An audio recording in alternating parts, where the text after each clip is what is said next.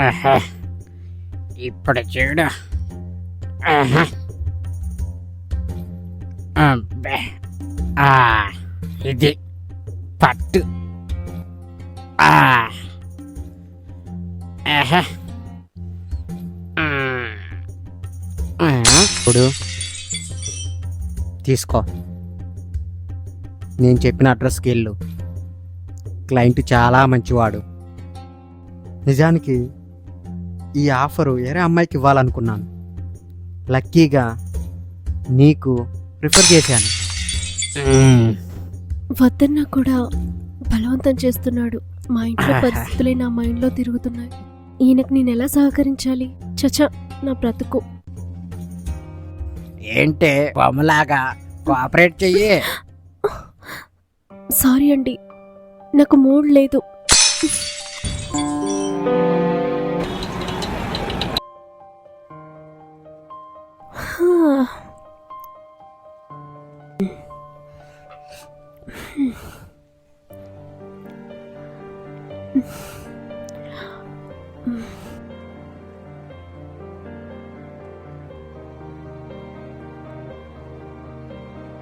అమ్మా, చెప్పమ్మా.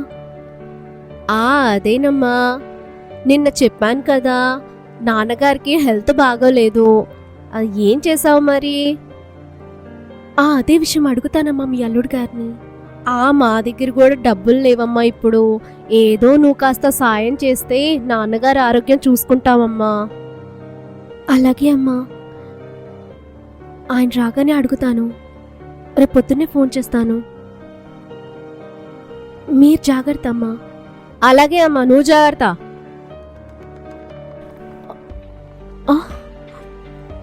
ఆయన వచ్చినట్టున్నారు. ఎలాగైనా ఈ విషయం చెప్పి ఆయన అడగాలి. ఏమంటారో ఏమో.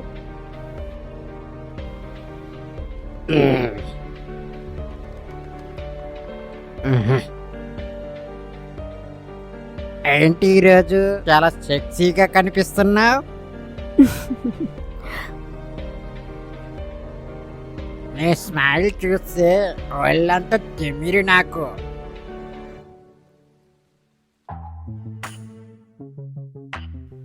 రా డార్లింగ్.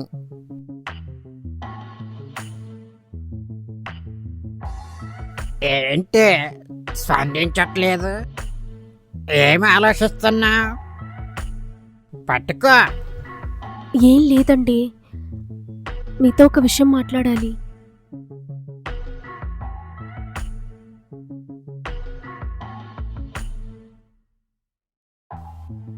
ఏంటా విషయం?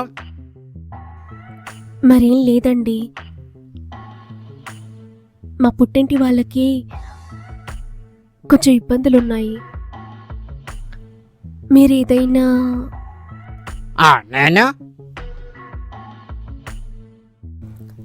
అదేనండి, కాస్త డబ్బు సర్దుబాటు ఏమైనా చేస్తారేమోనని. చూడు, ఇది పడక గది. శృంగారపరమైన విషయాలు మాత్రమే మాట్లాడుకోవాలి. మీ ఇంట్లో విషయాలన్నీ తీసుకొస్తావు, అవన్నీ నాకెందుకు? ఆ విషయాలన్నీ తర్వాత. ఇప్పుడు నేను మంచి మూడ్లో ఉన్నాను, నా మూడు పాడు చేయకు. పద.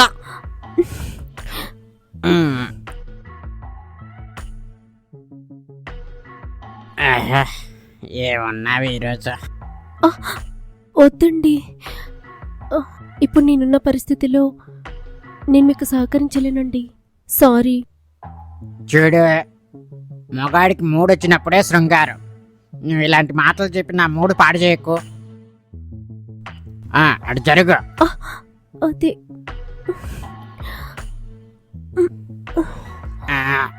Very good. అది సావిరంగా. వద్దన్నా కూడా బలవంతం చేస్తున్నాడు. మా ఇంట్లో పరిస్థితులే నా మైండ్లో తిరుగుతున్నాయి. ఈయనకు నేను ఎలా సహకరించాలి? చచ, నా బ్రతుకు. ఏంటే బొమ్మలాగా కోఆపరేట్ చెయ్యి.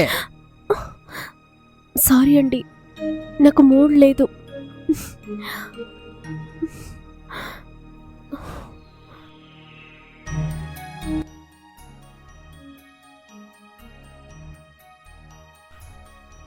అయితే నీ అవసరాలు తీరాక నీ దగ్గరికి రావాలా? నేను వేరే రూమ్లో పడుకుంటాలే. ఏమండి అలా కాదండి, నా మాట వినండి. ఎలా కాదు? ఇంకేం మాట్లాడకు. అయ్యో ఏమండి,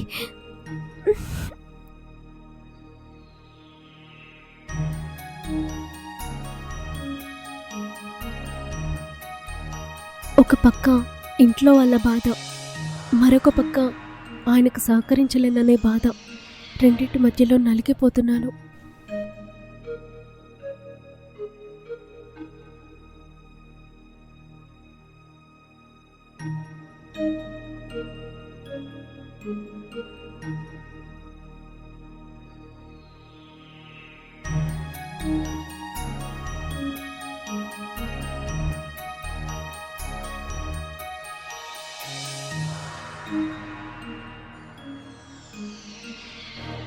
ఏమంటే టీ అండి? ఆ, టీ వద్దు, ఏమొద్దు. నాకు ఆఫీస్కి టైం అయింది, నేను వెళ్తాను. నువ్వు వెళ్ళి పని చూసుకో.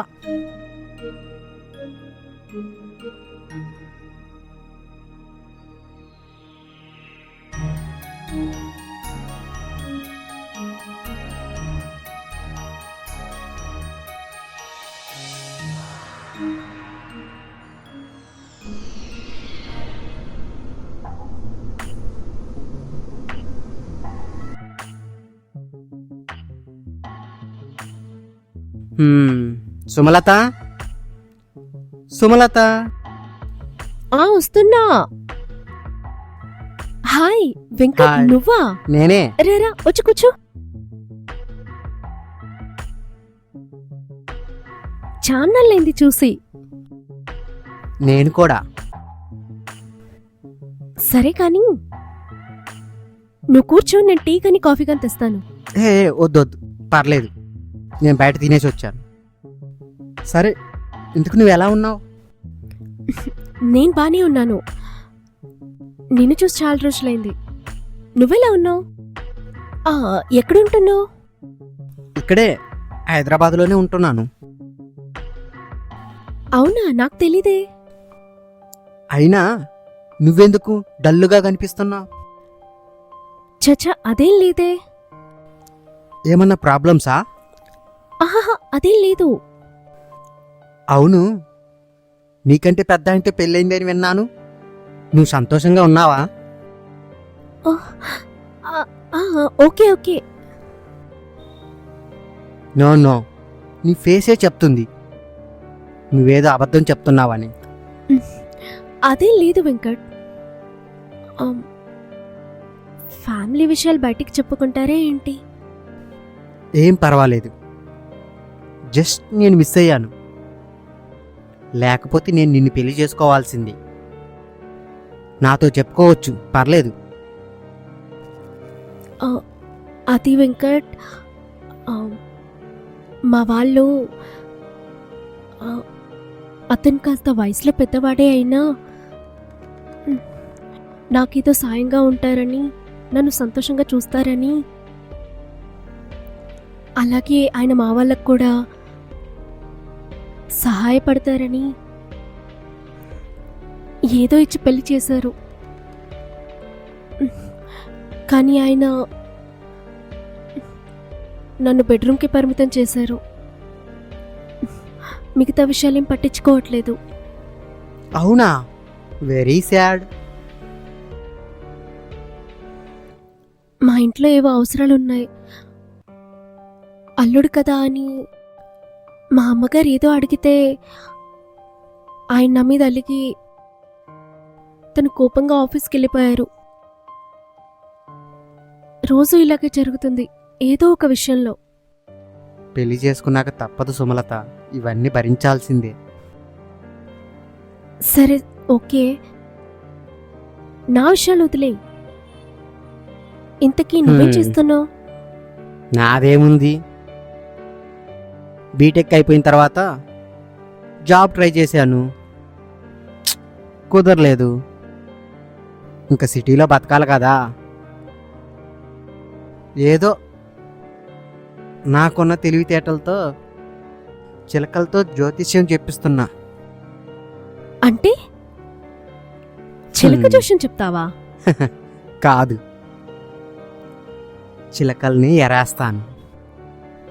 నాకు అర్థం కావట్లేదు, క్లియర్గా చెప్పు. మరేం లేదు, నీలాగే ఆర్థికంగా ఇబ్బంది పడేవాళ్ళు కాంటాక్ట్ చేస్తారు నన్ను అమ్మాయిలు, వాళ్ళకి నేను దారి చూపిస్తాను.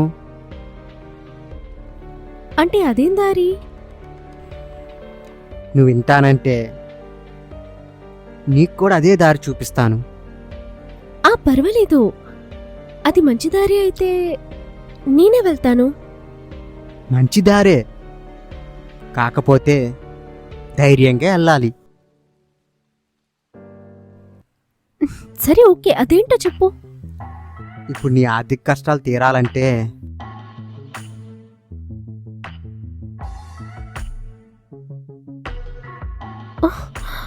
వెంకట్, ఏం మాట్లాడుతున్నావు? నేను కరెక్టే చెప్తున్నాను, నువ్వు కరెక్ట్గానే విన్నావు. బాగా ఆలోచించుకో, నీ ప్రాబ్లమ్స్ మొత్తం సాల్వ్ అవుతాయి. నువ్వు నీ ఫ్యామిలీకి సహాయపడినట్టు ఉంటుంది.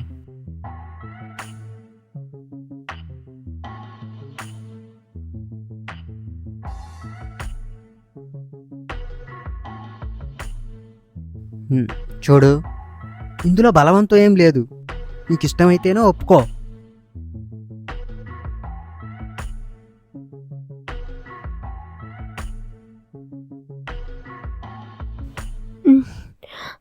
సరే వెంకట్, నువ్వుంటావుగా, నా బాగోగులు కోరుతా అన్నావు, నువ్వు చెప్పినట్టే వింటాను.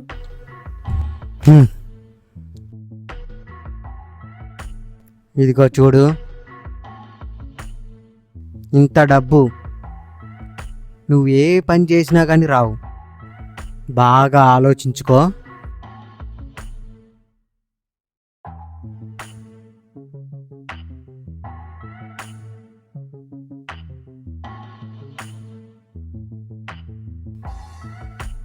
ఇదిగో చూడు,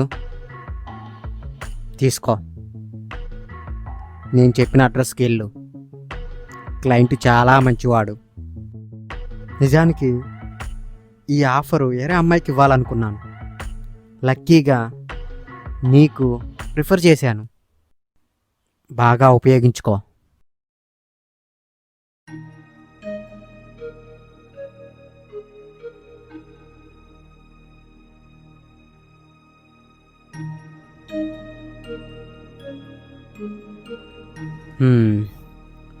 నేను డీటెయిల్స్ SMS చేస్తాను, అక్కడికి వెళ్ళు.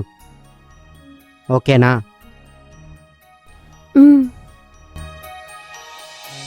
Good luck.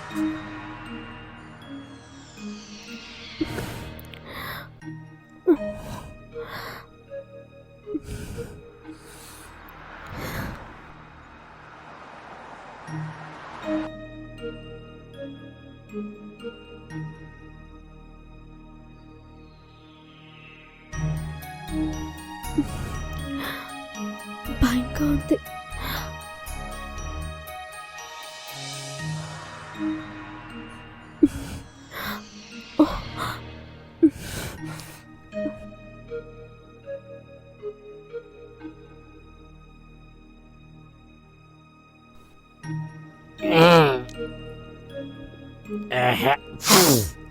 అబ్బా, అదిరిపోయింది.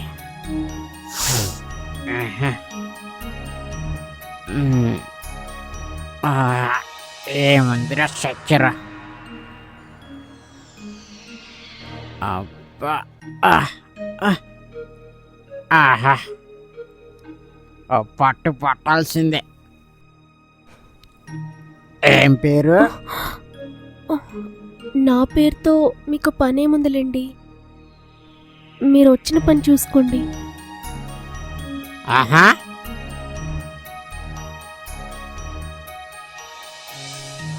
వచ్చిన పని చూసుకోవటానికి మనం యంత్రాలం కాదు, మనుషులం. ఇద్దరి మధ్య ఏదో డిస్కషన్ నడవాలి. చూడండి, మీరు నన్ను డబ్బులిచ్చి కొనుక్కున్నారు. నేను మీకు సుఖం ఇవ్వడానికి వచ్చాను. ఆ, ఈ టోన్ ఎక్కడో విన్నట్టున్నానే. ఆ, చాలా మంది ఉంటారు.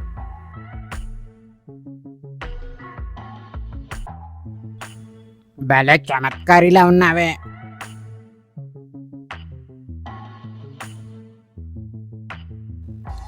ఆహా, ఇప్పుడు చూడు. ఆహా. అబ్బే. ఆ, ఇది పట్టు. ఆ. ఆహా. ఆ. ఆ. ఆ. మీరా? నువ్వా? అంతకు తెగించావే, డబ్బుకి ఒళ్ళు అమ్ముకుంటావా? మరి నన్ను ఏం చేయమంటారండి? నా అవసరం అలాంటిది. మీరు చూస్తే నన్ను పట్టించుకోరు.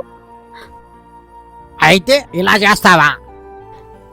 అది సరే, కానీ మీరెందుకు ఇక్కడికి వచ్చారు? అవునే, నువ్వు నా పక్కన పడుకోవట్లేదు, అందుకే అమ్మాయిని బుక్ చేసుకున్నాను. అవునండి, మీరు మన పెళ్లికి ముందు మా పుట్టింటి వాళ్ళకి మాటిచ్చి మీరు సహాయపడతానని చెప్పారు.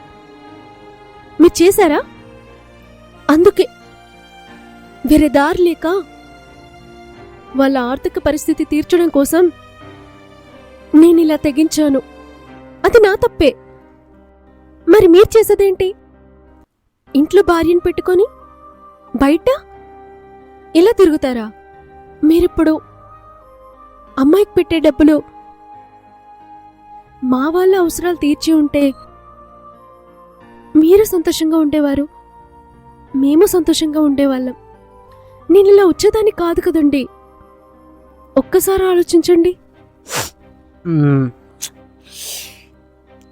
సారీ, పద ఇంటికి.